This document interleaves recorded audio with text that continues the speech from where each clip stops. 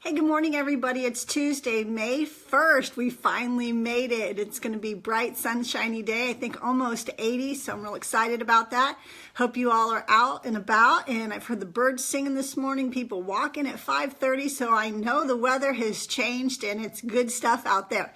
So today I wanted just to continue in the little series we're going to have this week on Joseph. He's my all-time favorite character in the Bible. You can read about him in Genesis 37 and on. Great story. Many of you know it. Maybe remember from Sunday school, Joseph in the Coat of Many Colors, or maybe you've gone to the play that Broadway put on. That's kind of a twist on it, but just a really, really great story, and just one of my favorites because I think I have so many similarities of my own life with him. So I just want to say good morning to everybody, Laura and Ivy and Carrie and Amy. Thank you guys all for joining in. Hey, Maggie.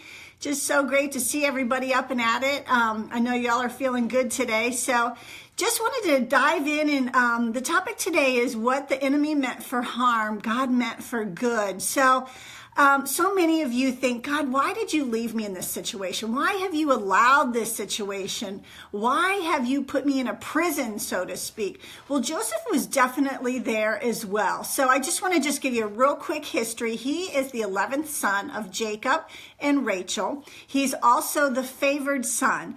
He can interpret dreams, and he had dreams that then he told his brothers. And what kind of made his brothers mad is that he became arrogant and shared his dreams and said that someday you'll bow down to me. And they thought, really, this is really going to happen? I don't think so. So long story short, they sold him off into slavery, put him in a pit, and he was left for dead. Well, they had to cover up their tracks, so they ended up tearing his coat and bringing it back to his dad, and his dad thinks that he's dead and that an animal had killed him. So his father mourns for many, many years. But as God is with us and plans our life out, so many times we think we are not in the will of God when bad things happen, and that is absolutely not true. And so many times what the enemy meant for harm for us, God will turn out exactly for our good, and it can be for his will for many generations to come.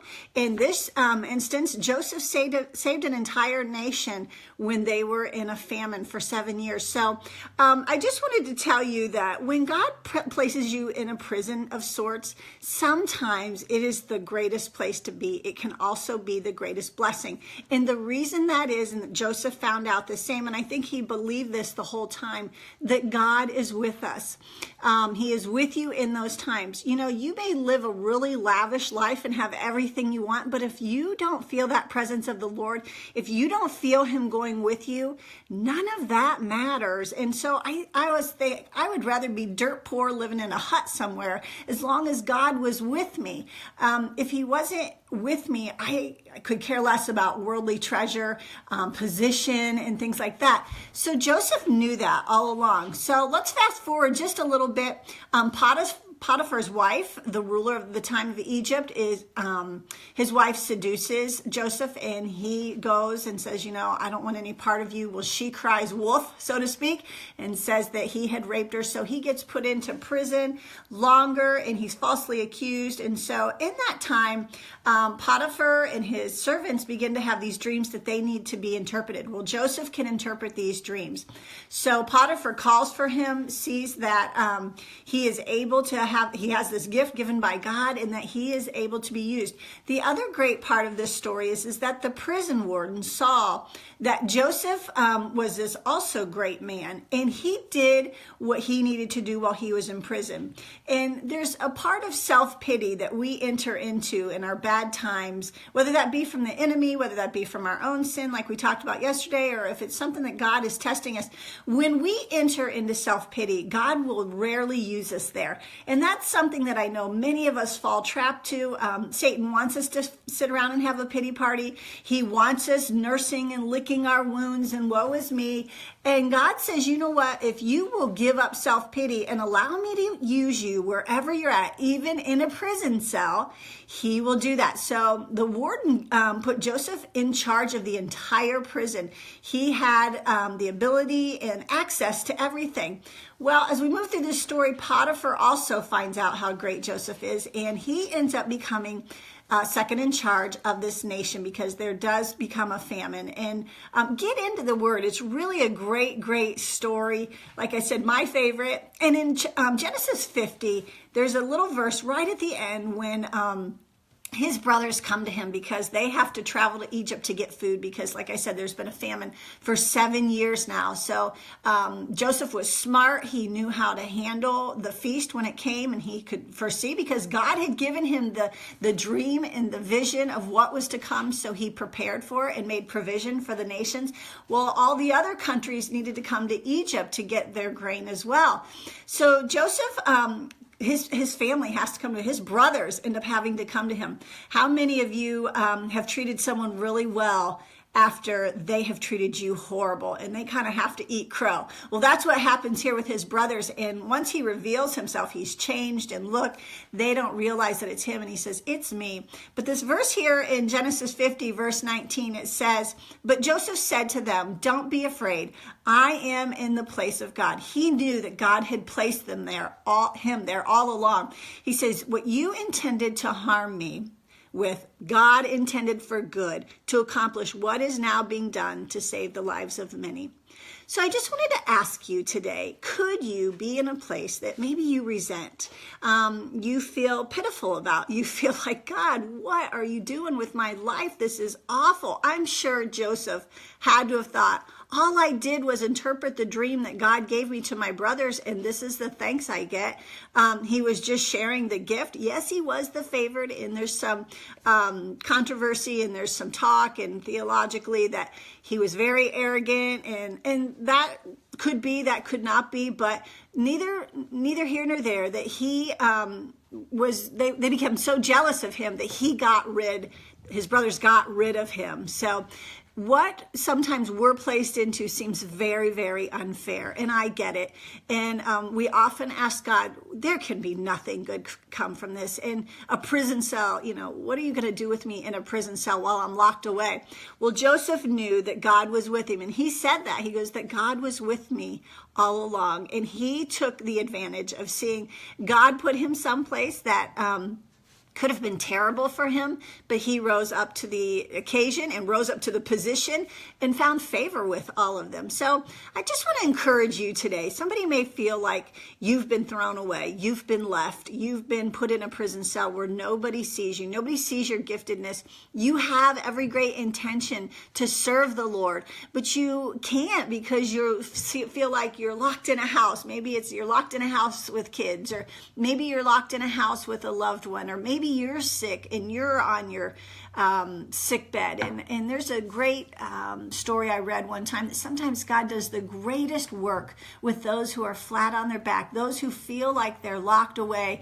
You are those prayer warriors. You are those people intercessing for others. You have the capacity to be quieted, and a lot of us don't like to be quieted, but you are this gem for God that you can be used by him because you're quiet, you're still. Maybe not something that you choose to do, but for whatever reason he has you in this season, he will use you because you're a willing participant. And Joseph was the same. He said, you know what? Okay, I'm in this prison. I will definitely do what you would have me do, God. And so he didn't throw the pity party. He didn't join it. He didn't even invite anybody to it. Was he sad? Sure. Were there hard days? Absolutely. I'm sure of it.